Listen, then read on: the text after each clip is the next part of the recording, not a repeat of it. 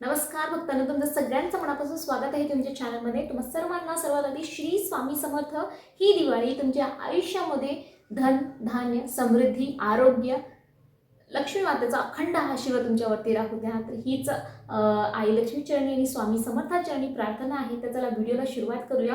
आता उद्या आहे 24 ऑक्टोबर। 24 ऑक्टोबरला आहे कालाष्टमी। आपलं एकतर गुरुपुष्यामृत योग सुद्धा येत आहे आणि तो गुरुपुष्यामृत योग दिवसभर आहे आणि त्यानंतर येत आहे कालाष्टमी म्हणजे अष्टमी येत आहे। तर अष्टमी पण आहे आणि गुरुपुष्यामृत योग पण आहे। तर त्या योगावरती त्या मुहूर्तावर तुम्ही काय असं करू शकणार आहे। गुरुपुष्यामृत योग म्हणजे ज्या पुष्य अमृत योग जे आहे तो गुरुवारी आला तर त्याला गुरुपुष्य अमृत योग असं म्हणलं जातं। तर त्या दिवशी आपण काही सेवा करत असतो, सोने चांदी असं काही वस्तू खरेदी केली जातात। तर सेवा काय करायची आहे आपल्याला, नवीन कोणतीही तुम्ही सेवा करू शकता। तर त्यासाठी मी एक सेवा तुमच्यासाठी घेऊन आलेली आहे, ती आहे 7 कवड्यांची सेवा। आता कवडीची सेवा म्हणजे कशासाठी, आपण आयुष्यामध्ये जे काही करत आहे, आता तुम्ही सांगता की सगळीकडे कोणताही उपाय असं तर ते फक्त पैसा कसा मिळवायचा आहे, पैसा कसा कमवायचा आहे, पैसा बरकत कसं करून घ्यायची आहे, आर्थिक प्रगती कसं करायची आहे आपली, त्या सगळं आपण त्याचेच उपाय असतात। कारण आपण आयुष्यामध्ये पूर्ण ब्रह्मांडामध्ये जे कोणी काही करत आहे ना ते फक्त पैसा कमवण्यासाठी करते। कारण पैशाशिवाय काहीच नाही आहे। तुमचं काहीही कितीही नीतिमत्ता चांगलं असो, तुम्ही कितीही चांगला स्वभाव असो, सगळं चांगलं असो, पण पैशाशिवाय काहीच होणार नाही। त्याच्यामुळे आपण पैशाशी रिलेटेड आपण उपाय वगैरे करत असतो। सगळे उपाय जे असतात, पैसा कसं कमवायचा, पैसा कसा टिकवायचा, बरकत कशी राहू द्यायचं, लक्ष्मी कसं आपल्याकडे स्थिर राहणार आहे, या सगळ्या गोष्टी आपण तेच उपाय त्याचेच असतात सगळे। तर कारण की पैशाशिवाय काहीच नाही आहे। तर आता हे जे आपण कवड्याचा उपाय करणार आहे, कवड्या तुम्ही बघू शकता इकडे माझ्या घरी कवड्या आहेत ऑलरेडी आणि ते 7 कवडे आहे माझ्याकडे आणि तर तुम्हाला 7 कवड्यांचा उपाय करायचा आहे। तर गुरुपुष्य अमृत योग आहे, कालाष्टमी आहे, तर या मुहूर्तावरती आणि गुरुवार सुद्धा आहे म्हणजे स्वामींचा वार। तर तुम्ही काय करू शकता की हे कवड्यांची सेवा त्या दिवशी करू शकता। नाही तर मला वाटत असेल तर 1 तारीख जे की अमावस्या आपलं येत आहे, म्हणजे जे लक्ष्मी पूजनचा दिवस आहे, त्या दिवशी लक्ष्मी पूजन आहे, अमावस्या आहे आणि शुक्रवार सुद्धा आहे। म्हणजे तिन्ही योग असं मिळालेले आहेत। शुक्रवार म्हणजे आई लक्ष्मीचा वार, अमावस्या म्हणजे आई लक्ष्मी आणि आई लक्ष्मीची आपल्याला त्या दिवशी पूजा करायची असते। तर सगळं ते दिवसही तुम्हाला अति खूप शुभ असं म्हणलं जाणार आहे। तर एक तर तुम्ही गुरुपुष्य अमृतच्या दिवशी करा किंवा 1 तारखेला जे लक्ष्मीपूजन असतं त्या दिवशी तुम्ही हे 7 जे कवड्यांची सेवा आहे, 7 कवड्यांचा जे उपाय आहे, जे स्वतः गुरुमाऊलींनी सांगितले, हे जे काय उपाय आहेत ते सगळं गुरुमाऊलींनी स्वतः सांगितलेले उपाय मी तुमच्यासोबत शेअर करत असते। तर गुरुमाऊलींनी स्वतः हे उपाय सांगितले आहे आर्थिक प्रगतीसाठी, पैसा बरकत राहण्यासाठी, आर्थिक उन्नतीसाठी, प्रमोशन असो, नोकरी असो, तुम्हाला तुमची कधी कसं असते, आपली भरपूर लायकी असत असते पण आपल्याला त्या गोष्टी भेटत नसतात। खूप आयुष्यामध्ये स्ट्रगल असतो, पण आपण आपल्या हिशोबाने जे आपल्याला पाहिजे ते आपल्याला मिळत नसतं। तर त्यासाठी आपण कवड्यांची सेवा करणार आहे, जेणेकरून आर्थिक प्रश्न तुमच्या आयुष्यातले सगळं सुटणार आहेत। तर कवड्यांची सेवा कसं करायचं आपल्याला, ज्या दिवशी तुम्हाला सेवा करायची आहे एका शुभ मुहूर्तावर तुम्ही कवडे घरी घेऊन यायचं आहे।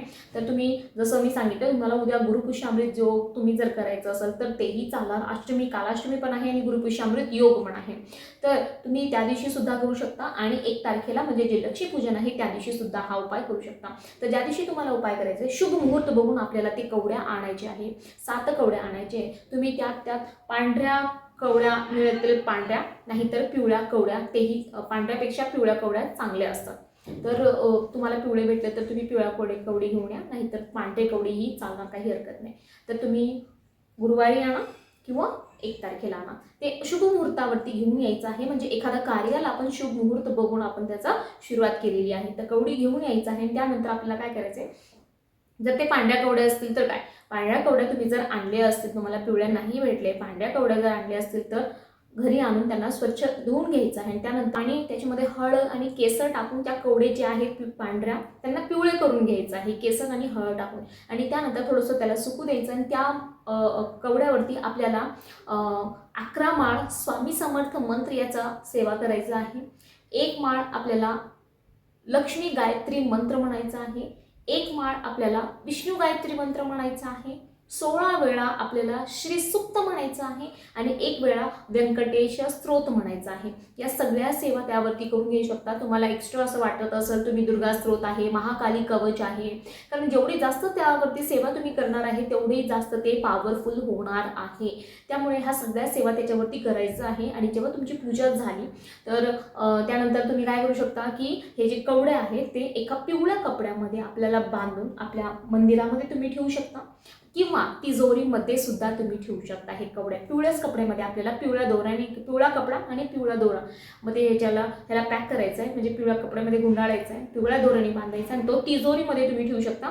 आणि जेव्हा तुम्हाला असं वाटलं की मंगळवार आहे, आज शुक्रवार आहे, आज एखादा चांगलं मुहूर्त आहे, जसं दसरा आहे, दिवाळी आहे, पाडवा आहे, आपलं संक्रांतचा मुहूर्त आहे, हे सगळे मुहूर्त जे असतात ना चांगले एकदम महत्त्वाचे मुहूर्त, त्या मुहूर्तावरती तुम्ही काढा. मंगळवारी काढून परत तिजोरीमधून काढायचं, त्यावर सेवा करायची, परत ते तिकडे नेऊन ठेवायचं. कारण एखादी वस्तू, एखादी जे पण आपण आणतो त्याच्यावर सेवा करतो म्हणजे त्याच्यामध्ये जी शक्ती आहे ती जागृत होते आणि ती काम करत असते. आणि त्यानंतर असं नाही की एकदा आणलेलं ठेवलेलं आहे परत आपण कधीच काढणार नाही, तर असं करू नका. परत तुम्ही काढा, त्याच्यामध्ये परत एकदा सेवा केली की परत त्याच्यामध्ये प्राण येणार आहे, जीवन येणार आहे, परत ते अजून त्याची जी शक्ती आहे ती जागृत होणार आहे आणि तो व्यवस्थितपणे कार्य करणार आहे.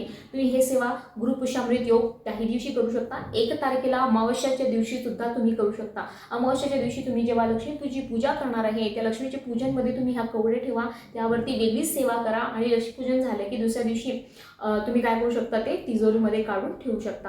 काहीच हरकत नाही. एकदम अति शुभ मुहूर्त असं आहे तर तुम्ही त्या दिवशी सेवा करू शकता. ही 7 कवड्याची जी सेवा आहे माऊलींनी सांगितली आहे, जेणेकरून की तुमच्या आयुष्यामध्ये जे काही आर्थिक प्रश्न आहे ते सुटणार आहे.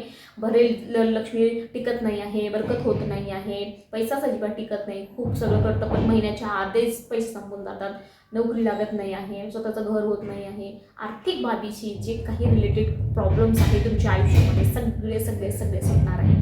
तर ही होती एकदम 7 कवड्यांची एकदम साधी सोपी सेवा, जी की प्रत्येकाला असं वाटतं की करायलाच पाहिजे. आणि आपली जी कालाष्टमीपासूनची पूजा आहे ते आपण दिवाळीपर्यंत पूर्ण करणार आहे. 8 दिवसांची सेवा आपल्याला सांगितलं गेलेलं आहे. ते कसं करायचं आहे काय नाही दुसऱ्या व्हिडिओमध्ये मी शेअर केलेलं आहे. तर आर्थिक प्राप्तीसाठी, आर्थिक प्रश्नावर मात करण्यासाठी ही कवड्यांची सेवा, साधी सोपी सेवा नक्की करा. तर व्हिडिओ आवडला असेल तर लाईक, शेअर, सबस्क्राईब नक्की करा. श्री स्वामी समर्थ. तसं गुरुपुष्यामृत योग आहे, कालाष्टमी पण आहे आणि त्यात लक्ष्मीपूजन आहे, शुक्रवार आहे आणि अमावस्या सुद्धा आहे. तर दोन्ही मुहूर्तावर तुम्ही ही सेवा करू शकता. श्री स्वामी समर्थ.